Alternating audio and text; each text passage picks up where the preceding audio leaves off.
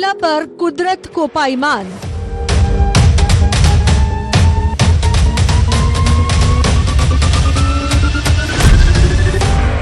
फरी આવ્યો ભયાનક ભૂકંપ।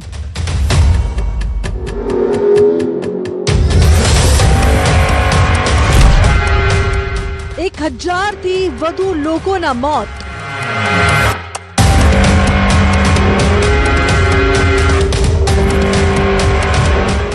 સાતની તીવ્રતાના ભયાનક ભૂકંપે વેનેઝુએલાની કમર તોડી નાખી છે। તંત્ર હજુ કઈ સમજે લોકોની રહેવાની કોઈ વ્યવસ્થા કરે તે પહેલા ફરી એક ભૂકંપ આવતા લોકો હારી ગયા છે। વેનેઝુએલામાં 5.6ની તીવ્રતાનો બીજો ભૂકંપ આવ્યો। યુરો મેડિટેરેનિયન સિસ્મોલોજીકલ સેન્ટરના મતે તેનું કેન્દ્રબિંદુ અરાગુઆ કિનારા નજીક સમુદ્રમાં 30 કિલોમીટર ઊંડું હતું।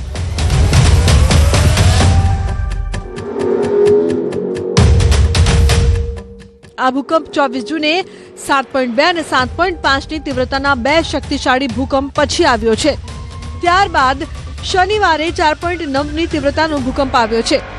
અત્યાર સુધીમાં વેનેઝુએલામાં 1430 લોકોના મોત થયા છે। 3300થી વધુ લોકો ઘાયલ થયા છે। રાહત કામમાં જોડાયેલા અધિકારીઓના મતે ભૂકંપના 72 કલાક પછી આશરે 68900 લોકો હજુ પણ ગુમ છે। કાટમાળમાં ફસાયેલા લોકોની શોધ ચાલુ છે। ઘણા વિસ્તારોમાં રાહત ટીમોના અભાવે લોકો પોતાના પ્રિયજનોને શોધવા માટે કાટમાળ જાતે જ હટાવી રહ્યા છે।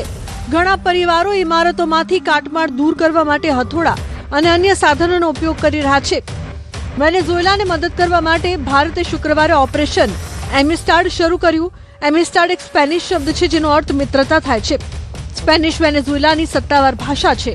આ કામગીરીનો હેતુ ભૂકંપગ્રસ્ત વિસ્તારોમાં ઘાયલોને ઝડપી રાહત અને સારવાર પૂરી પાડવાનો છે।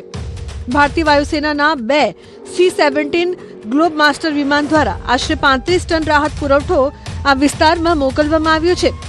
આમાં આવશ્યક દવાઓ, તબીબી સાધનો અને રાહત પુરવઠો સામેલ છે, જેનો ઉપયોગ ઝડપથી કામચલાઉ સારવાર સુવિધાઓ સ્થાપિત કરવા માટે થઈ શકે છે। ભારતે 60 પેરાફિલ્ડ હોસ્પિટલ યુનિટમાંથી 41 સભ્યોની તબીબી ટીમ પણ વેનેઝુએલા મોકલી છે। આમાં ડોક્ટરો, નર્સો અને તબીબી નિષ્ણાતોનો સમાવેશ થાય છે। આ ટીમ ઘાયલોની સારવાર કરશે અને જો જરૂરી હોય તો શક્ય તેટલા વધુ લોકોને તાત્કાલિક સારવાર સુનિશ્ચિત કરવા માટે કામચલાઉ હોસ્પિટલો પણ સ્થાપિત કરશે। 4 દેશોએ 2741થી વધુ બચાવ કાર્યકરો મોકલ્યા છે।